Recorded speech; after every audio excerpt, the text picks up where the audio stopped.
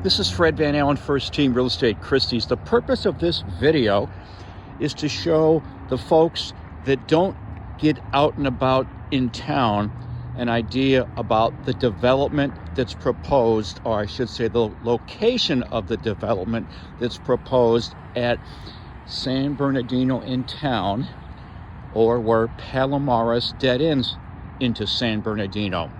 Right there in the background with that giant tree and that green fence is a site that's recently been purchased or traded for, 1.93 acre property, and the builder developer is proposing 50 units.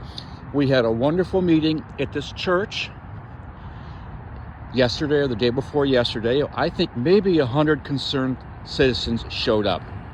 And I would say the general consensus was that everybody's okay with housing. It's just responsible housing is that what everybody wants. And I'm just going to show you, this property was in the past the Automobile Club of Southern California. And when that moved, it became Girl Scouts of the USA or Girl Scouts of America. I'm not sure which it is. And now it's vacant. It's abandoned. It's not being used. And has this gorgeous big old ancient tree in front. But here it is. And folks, I don't know if you know, but there's something called the broken window theory. And this is a prime example of it. We have a gorgeous neighborhood. This property here is a quarter mile north of a historic district. And the historic district is called Lincoln Park. And Lincoln Park is on the National Register of Historic Places. So this is kind of a gateway into that gorgeous area, and it doesn't look great, does it? So I think most people would love to see it developed responsibly because, well, frankly, anything looks better than this, right? It sure does. So here it is. Here we are in town, and you can see it is just below the 10 freeway. Gorgeous view from the property. Look at those snow-capped mountains in the San Bernardinos. There's Mount Baldy in the background. So we had a great meeting. Lots of input. The mayor was there, listening to everybody's concerns. Most people are just concerned about traffic, noise, parking. And most everybody's opinion was that the proposal of 50 units is just way too much. And of course, those are opinions. I guess you can say those are uneducated opinions. None of us know what too many is, but it seems logically, or just by common sense, that 50 units on a almost 2 acre property is crazy.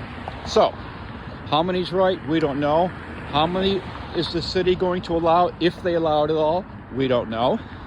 In fact, the first hurdle that the builder is going to have to overcome is that this property, according to one of the people at the meeting who looked into it, this is zoned commercial.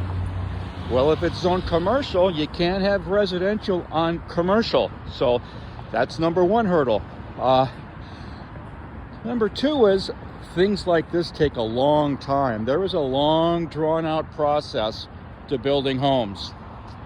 And a prime example of that might be, if you remember, when the homes were built in the Boca Chica wetlands area of Huntington Beach, I think that took 40 years. Of course, that is totally extreme. I just sold a 2 acre property in Ontario, not just 2 years ago, to a builder, and he still has not built anything there. So it takes a long time. We are just letting the city know, us concerned citizens are letting the city know that we are concerned, that we want to be proactive.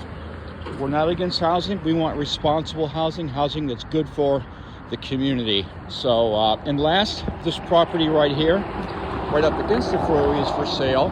The builder did not buy this. We would kind of think it'd be great if he did, because it's another example really of broken window theory. It's just a vacant lot where homeless have been spending a lot of time. So but nonetheless, this is not part of the developed property. This is it right here. So there you go, folks. I hope this was helpful and informative. This is Fred Van Allen, First Team Real Estate Christie's, checking out. You have a great day. Take care.